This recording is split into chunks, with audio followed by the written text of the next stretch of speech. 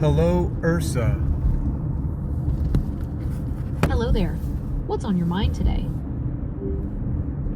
I'd like to just brainstorm about an idea. Sounds good. Let's do it. What kind of idea are you thinking about? Are you familiar with kinematics in, introductory physics? Yeah, of course. Kinematics is basically the study of how things move without worrying about what's causing the movement. Think of it like describing the path of a ball someone tosses up in the air without getting into the physics of the throw itself. Yeah, so there's a small section of kinematics that talks about distance and displacement, right? There's a difference between the two.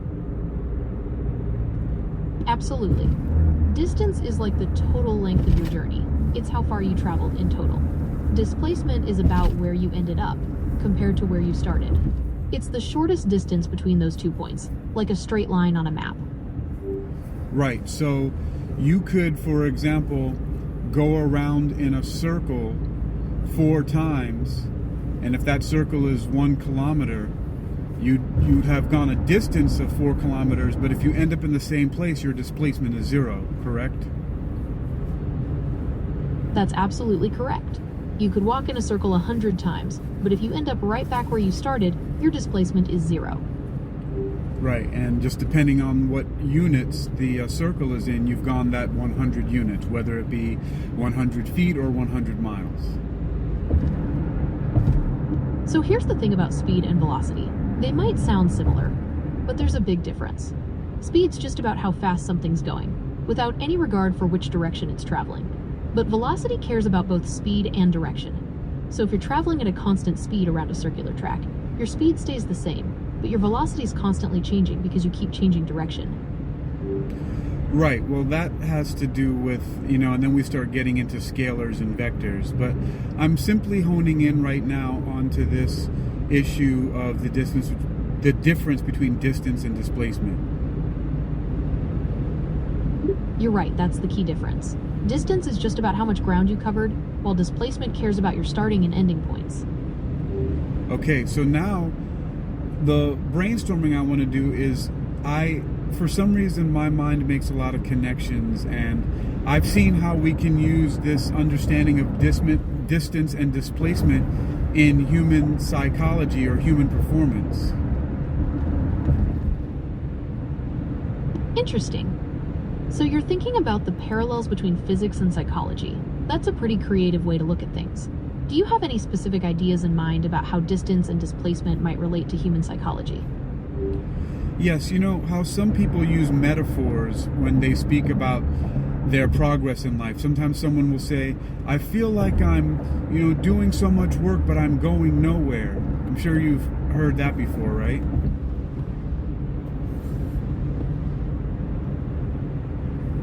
Right, Ursa? People say, I feel like I'm doing so much work, but I'm going nowhere. You've heard that before. Yeah, I hear that a lot. It sounds like you're thinking about how someone can feel like they're putting in a lot of effort, like they're covering a lot of distance, but they're not actually making progress towards a goal. Is that right? That's right. So that's the thing. People can be doing a lot of busy work, right, and go a lot of distance, meaning they feel like there's a lot of activity going on, but then there's no displacement. They actually haven't moved to a different place in their life. And we can use, for example, finances to make it easier. Okay, so it sounds like you're thinking about how someone can get stuck in a financial cycle, working hard but not actually getting ahead. Is that right? Yeah, that's one example that I'd like to use because many people can relate to it.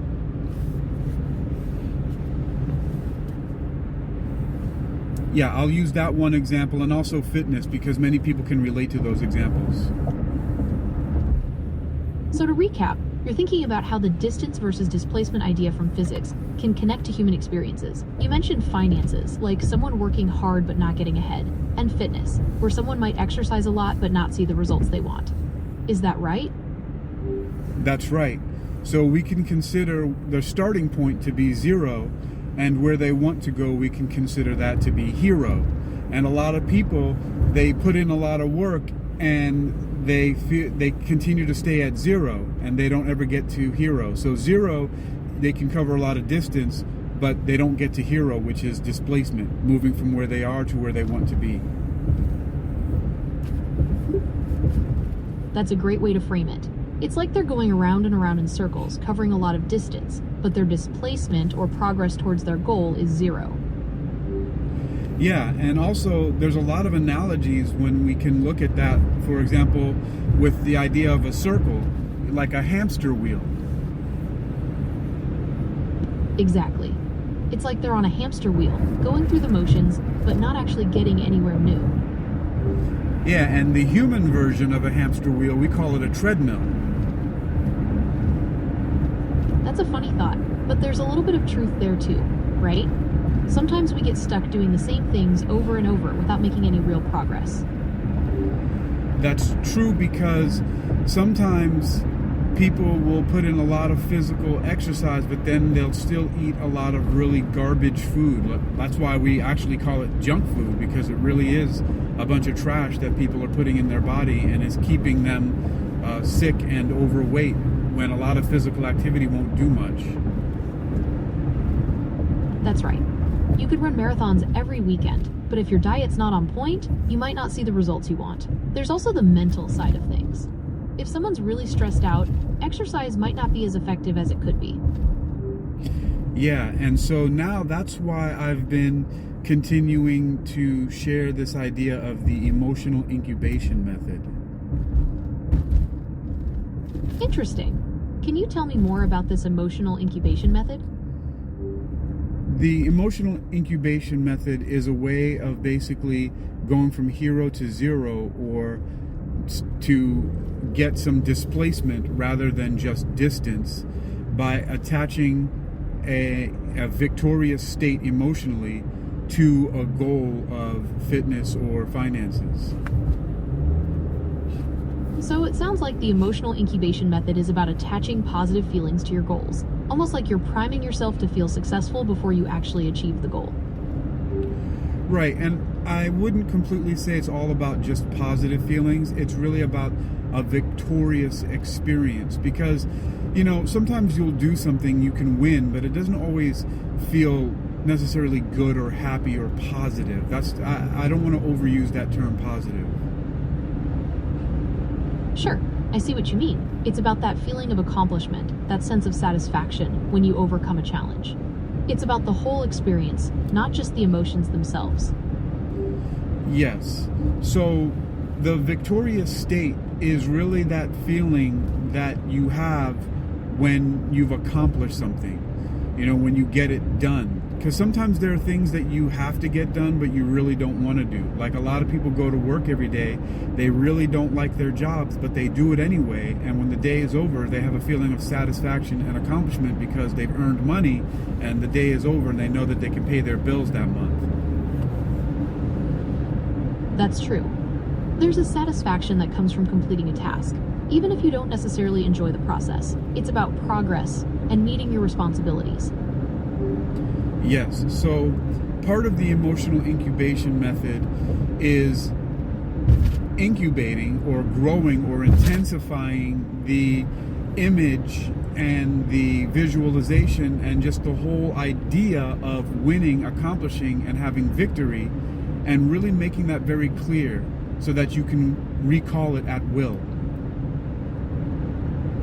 So it sounds like you're talking about really focusing on the positive aspects of achieving your goals, like really visualizing yourself being successful and enjoying that feeling of victory. Is that right? Partly, but it's really, again, it's not about enjoying it. It's about being able to vividly imagine, not just feel joy about it, but imagine in great detail what exactly it's like to achieve the victory, to accomplish the thing. Okay, so it's about creating a really clear picture in your mind of what success looks like, almost like you're mentally rehearsing the whole thing. Yes. For example, I went to this bartending school called Best Bartending Schools in North Hollywood, California, And one of the owners, Lou, used to make fun of me all the time and say, oh, this guy's been here so long, he's never going to get it. Look how slow he is. And he made fun of me all the time. And that was just part of the school. But, you know, it was kind of allowed. It was expected. But still, I was kind of dopey and I didn't look like I was going to go anywhere. Okay, so it sounds like this coworker, Lou, was pretty negative and critical towards you. And that had a pretty big impact on how you felt about yourself. Is that right? No, it wasn't a co-worker. He was one of the head instructors and owners of this best bartending school.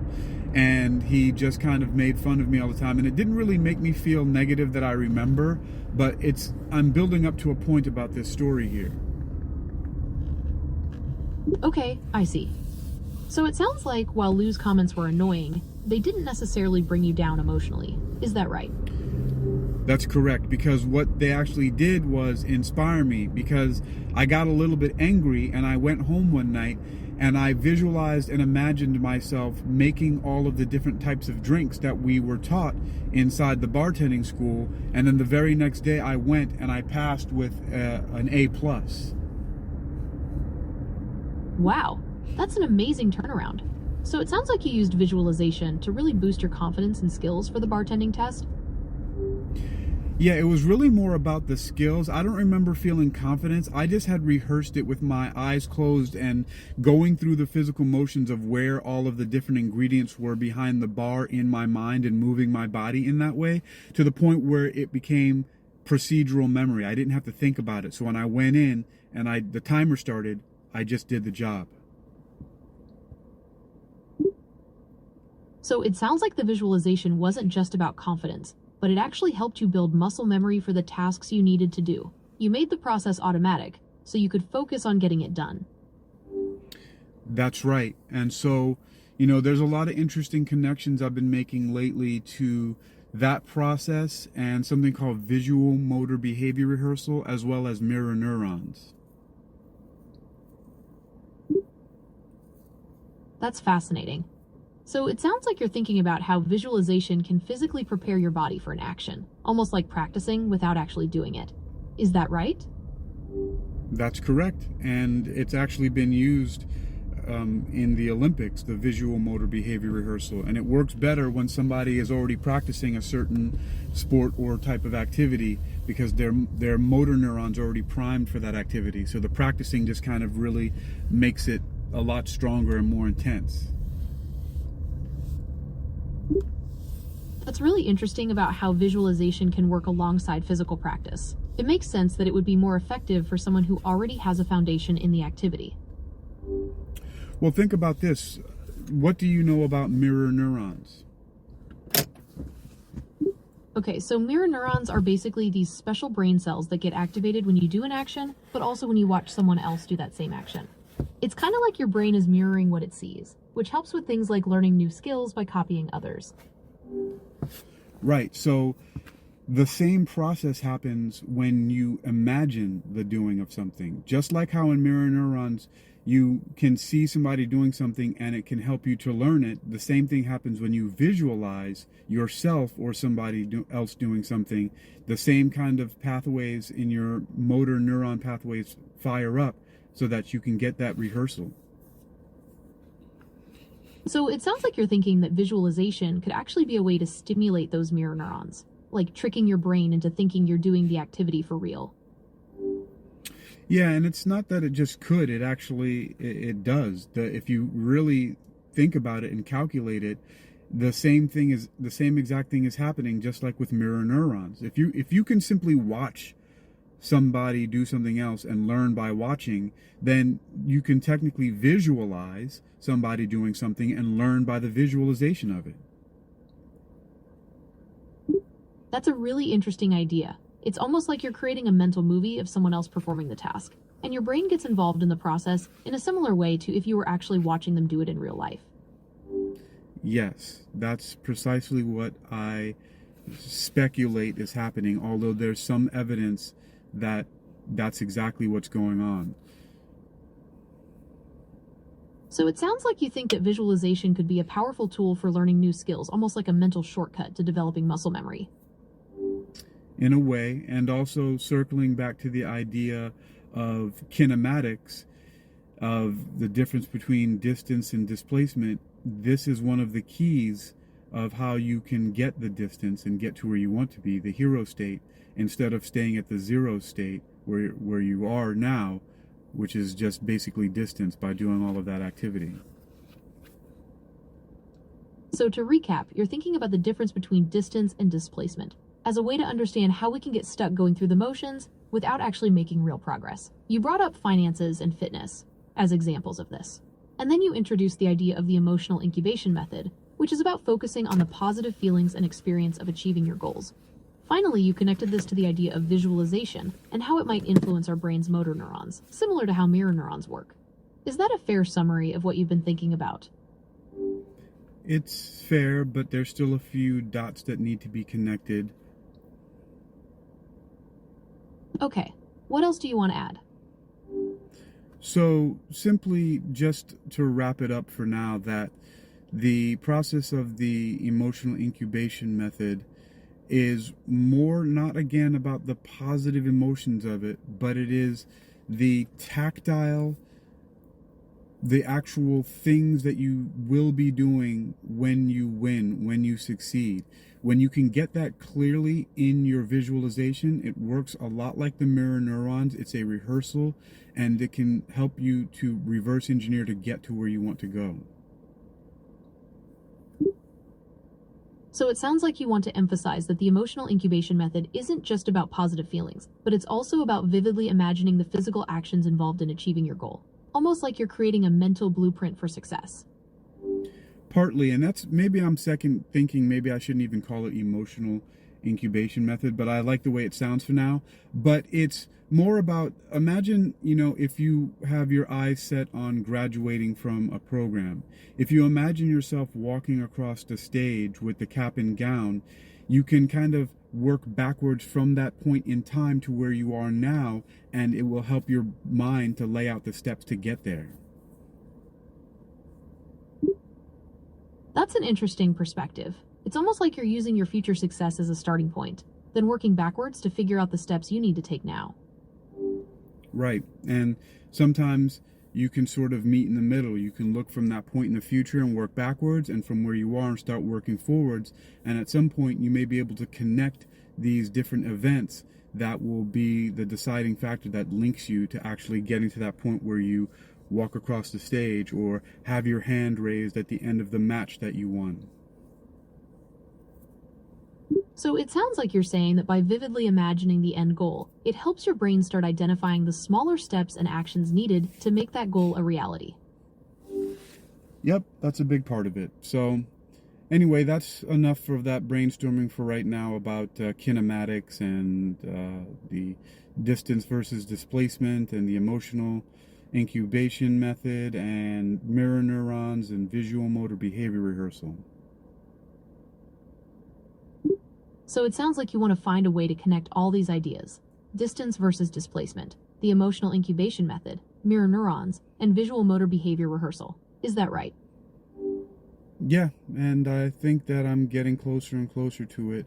I mean, I already have the practice of it. It's just that I want to be able to transmit that understanding to other people as concisely and effectively as possible so that they can really get results. So it sounds like you're looking for a way to package all these ideas into something that's easy to understand and that people can actually use to make changes in their lives. Is that right?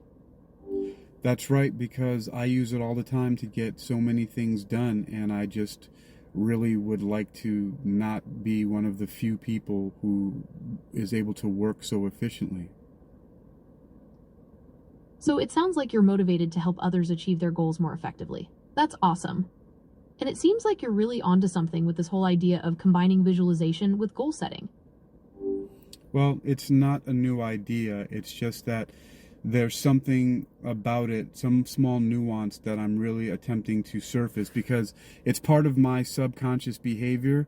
I'm just attempting to get all of the details and the steps to the surface, to my consciousness. You're doing great. It sounds like you're really committed to figuring this all out, and that's awesome. You might find it helpful to try a few brainstorming techniques to get all those details out of your head and onto paper. Okay, what do you suggest? What are your suggestions? Okay, here's one way to do it. First, try a classic brainstorming session where you just write down every idea that pops into your head, no matter how crazy it sounds.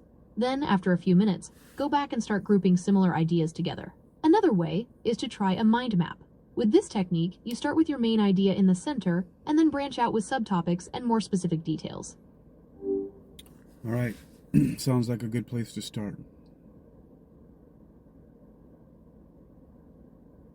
All right, that's it for now. Anytime. Let me know if anything else comes up. Copy that.